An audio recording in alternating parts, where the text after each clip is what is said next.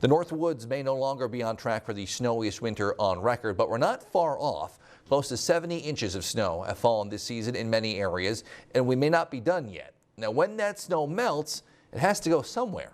That's National Weather Service meteorologists and dam operators concerned. Newswatch 12's Devin Biggs has the story.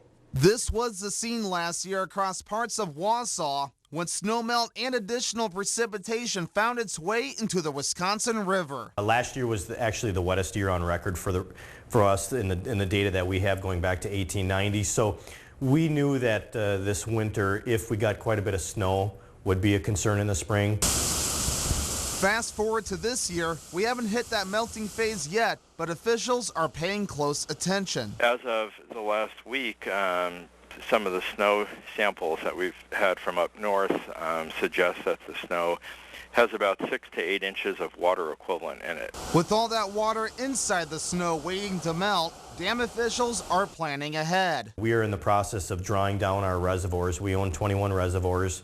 We typically in the winter we draw them down in anticipation for snowmelt and spring rains.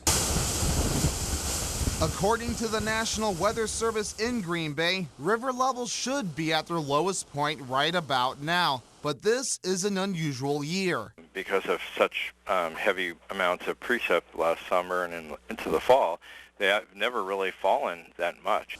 And officials say it's a good idea for regular people to be prepared too. Be aware of your surroundings and what's happening, and for those people who typically have flooding, whether it's river related or just lowland areas wherever their homes would be, you're at an elevated risk this coming year. Wisconsin Valley Improvement Company has a conference call coming up soon to talk about this upcoming spring. We get daily and updated information throughout the day from them. They really help us with our forecasting. They'll be doing a conference call with us in a week to kind of tell us what they're seeing, what their predictions are. In Wausau, Devin Biggs, Newswatch 12.